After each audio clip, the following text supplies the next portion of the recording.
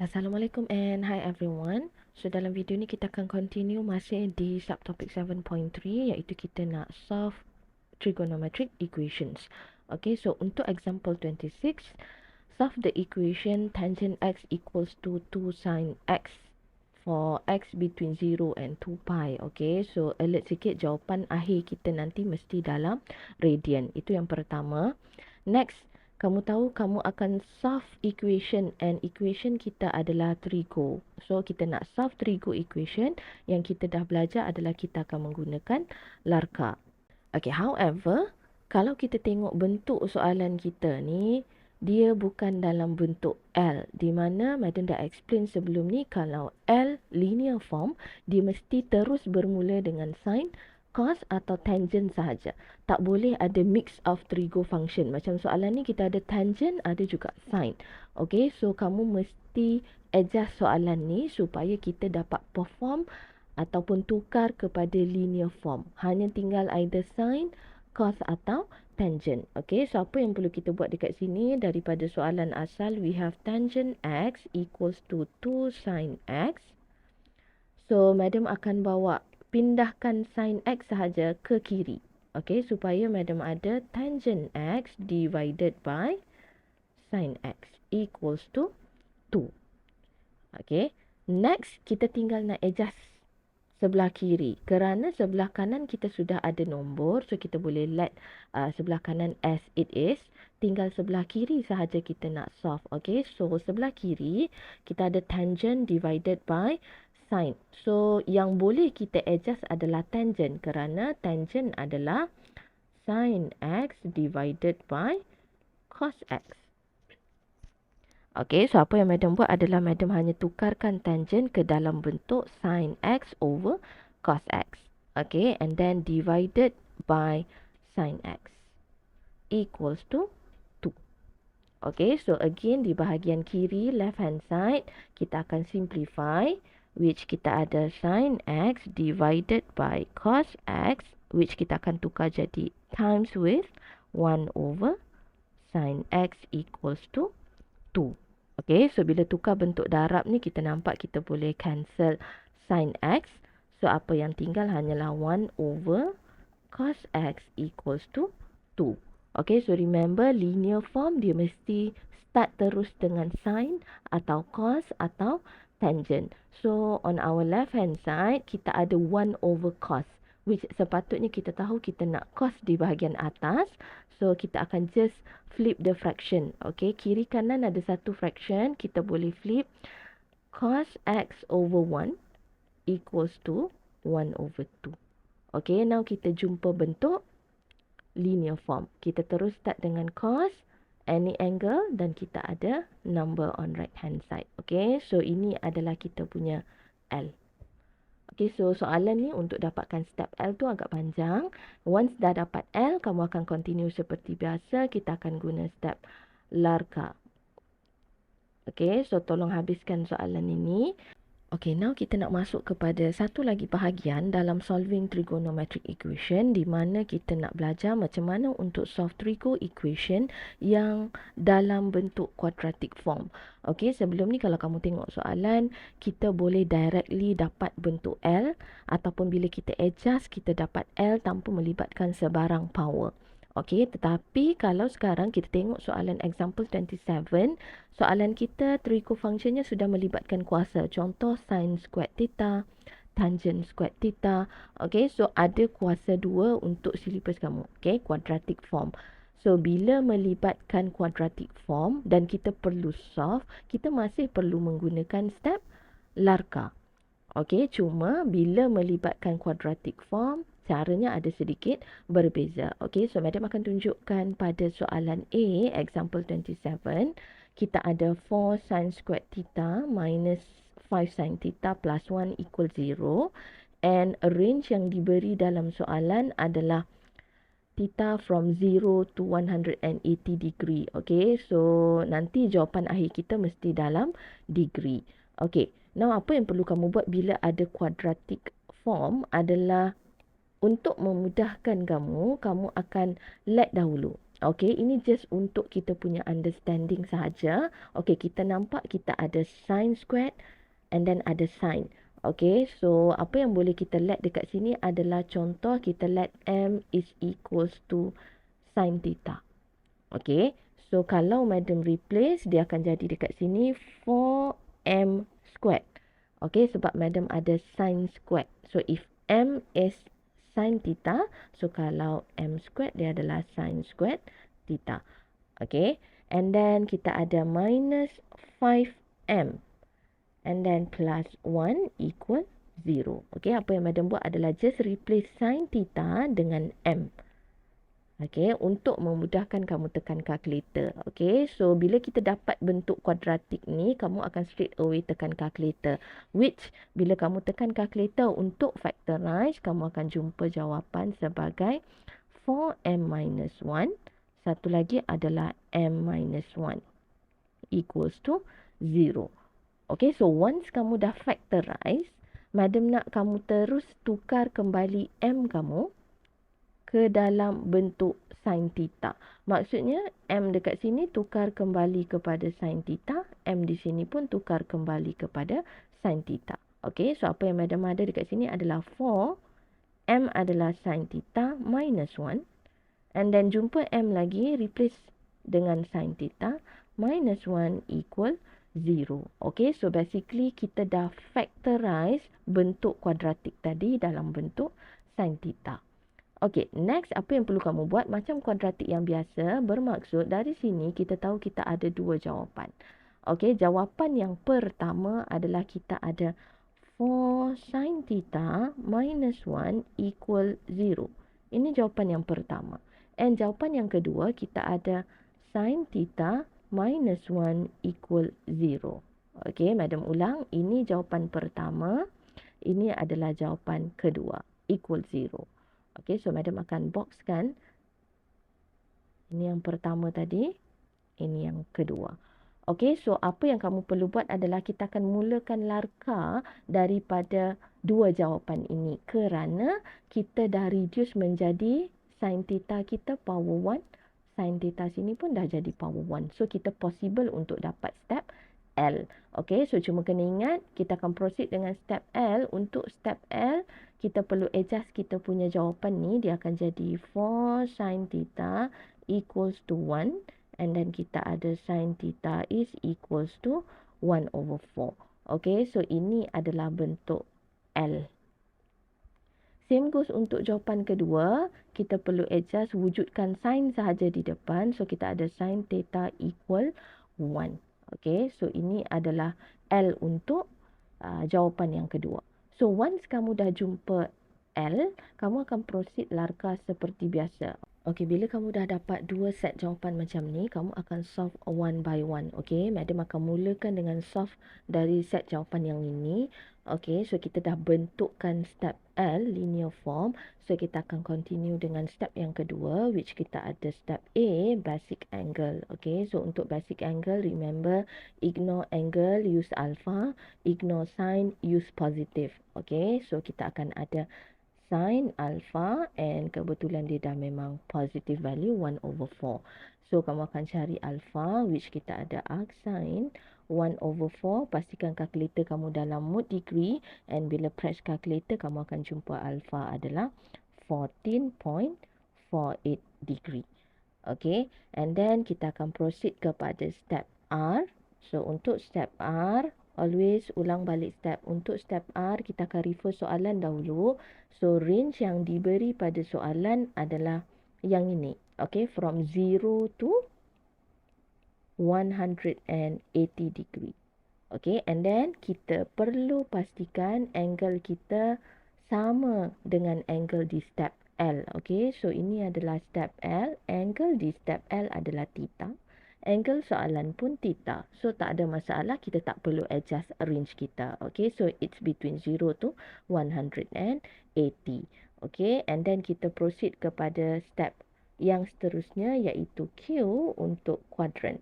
So untuk quadrant, kita akan refer LAR. Okay, kita lukis dahulu kita punya quadrant. So kita ada Okay, this is our quadrant. And then step L.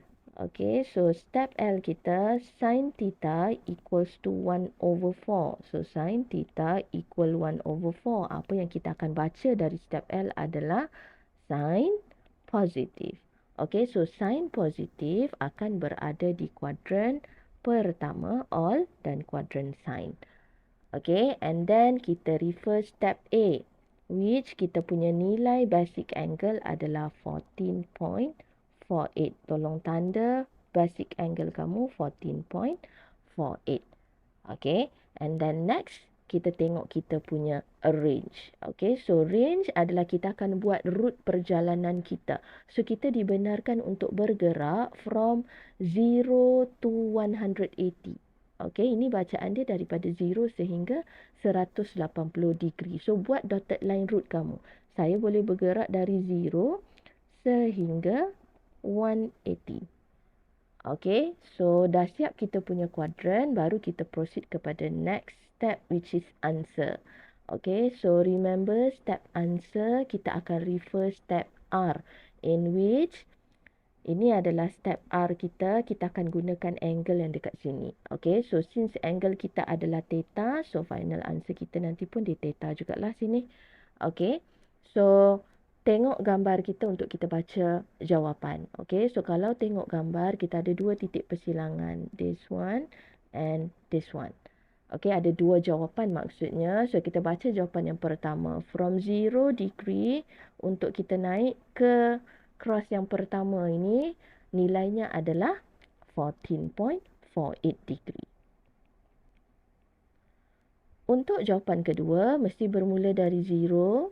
Untuk saya naik sehingga cross yang kedua ini, berapa banyak saya dah bergerak. So, kita akan kira dia sebagai 180 degree minus 14.48 degree. Okay, so kita ada dua jawapan di sini, which theta is equals to 14.48 degree. One more, 165.52.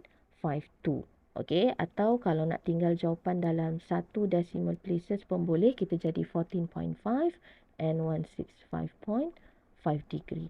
Okay, tapi ini baru jawapan daripada set yang pertama. Okay, remember kita kena buat larkah untuk set yang kedua pula. So basically jangan pagarkan lagi jawapan di sini.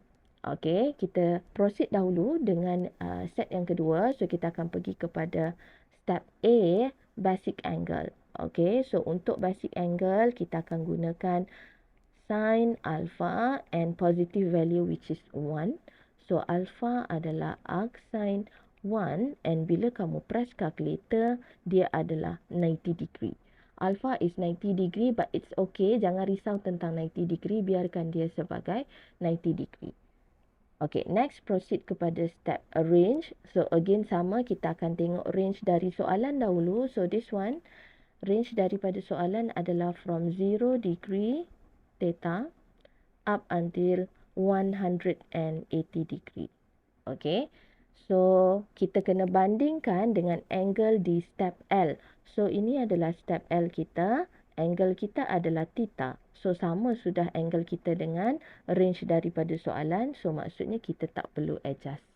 Okay, so range kita akan kekal 0 to 180 degree. Okay, next kita proceed kepada step quadrant. So refer step LAR. Okay, so kita lukis dahulu kita punya quadrant. Okay, step L. Step L kita ada sin theta equal 1. Sin theta equal 1. So, apa yang kita akan baca adalah sin positif. Okay, so sin positif kita akan draw quadrant kita di ruangan atau kuadran yang sin positif, which is kuadran 1 dan juga kuadran 2. Okay, so tanda kita punya basic angle. So our basic angle is 90 degree. So kamu just label sahaja sebagai 90 degree. Jangan kamu fikir, oh 90 degree bukan mesti tegak ke madam. Bukan. Okay, tak perlu. Just label, walaupun kamu dapat 90 degree but kita faham dia sebagai basic angle, just tanda dia sebagai 90 degree. Tak perlu kamu buat dia tegak 90 degree. Okay. So step Q, kita dah label basic angle. Now kita nak check kita punya route ataupun range, okay, perjalanan kita. Kita boleh bergerak daripada 0 sehingga 180 degree. Okay, so this is 0. Route yang boleh kita follow adalah from 0 to 180 degree. Okay, so daripada gambar ni kita nampak nanti kita ada dua jawapan, which this one and this one. Okay, so untuk pergi ke step answer, kita akan sentiasa refer step R. Okay, so this is our step R. Angle pada step R adalah theta. So sewaktu tulis jawapan, answer kita akan dimulakan dengan theta. Okay, so theta kita akan baca daripada diagram kita. Yang pertama, kita start daripada 0 untuk kita jumpa cross yang pertama ini. How much kita dah bergerak, which is sebenarnya nilai basic angle kita 90 degree. Okay, untuk jawapan yang kedua, kita bergerak daripada 0 degree untuk kita sampai kepada cross yang kedua ini. So, how much kita dah bergerak untuk sampai ke sini, kita akan kira dia dengan cara 180 degree minus 90. Okay, so basically kalau kamu tengok di sini, kamu ada jawapan pertama 90 degree, jawapan kedua pun 90 degree.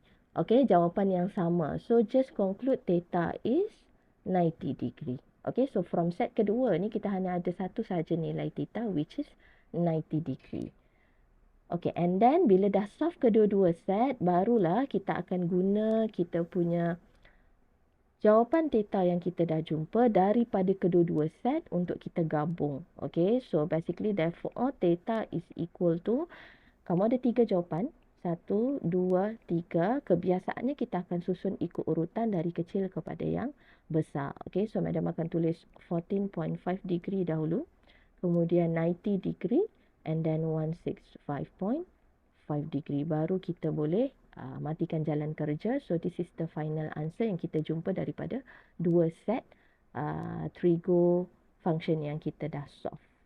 Okay, madam dah tunjuk cara untuk kita solve trigo equations yang dalam bentuk quadratic form pada soalan A, example 27. So kamu boleh terus continue untuk solve soalan B, di mana dalam soalan B ni kuadratik kita melibatkan tangent.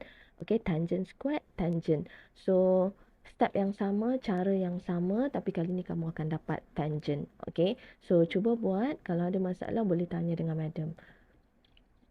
Okay, untuk example 28, basically soalan ini masih dalam bentuk quadratic form. Okay, kerana kalau kamu nampak dekat sini kita ada cotangent squared, cos squared. Okay, so maksudnya soalan A dan B ini memang sudah dalam bentuk quadratic form.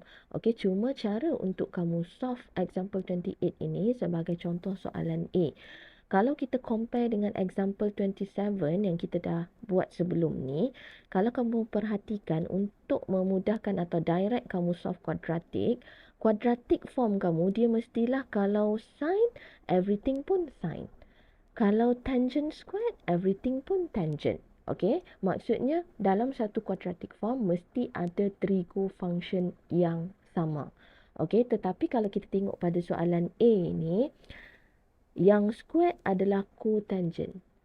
Okay, tapi satu lagi trigo function adalah cosecant. Okay, so untuk soalan A ni, kamu ada satu cot, satu lagi adalah cosecant, which tidak sama trigo function pada soalan A ni. Okay, so tugas kamu adalah kamu mesti pastikan quadratic form kita itu dalam satu soalan mesti dalam trigo yang sama. Contoh sin squared, sin. So, kalau dekat sini contoh cotangent squared, so dekat sini pun kalau boleh cot. Okay, ataupun kalau dekat sini cosecant, yang ini mesti diubah jadi cosecant squared. Okay, so macam mana kamu nak ubah menjadi salah satu trigo function? Boleh guna identity untuk bantu kamu tukar bentuk soalan ini. Okay, so madam bagi hint, kamu guna basic identity untuk tukar either cot atau cosecant. Okay, same goes untuk soalan B. Okay, kalau untuk soalan B, kita ada quadratic, both side, left hand side and right hand side. Left hand side kita ada cosecant squared, right hand side kita ada sin squared. So, dua trigo function yang berbeza. Okey, cuba fikir macam mana cara untuk kamu ubah soalan supaya dia hanya tinggal satu jenis sahaja trigo function supaya kamu dapat solve quadratic form yang diberi menggunakan larga.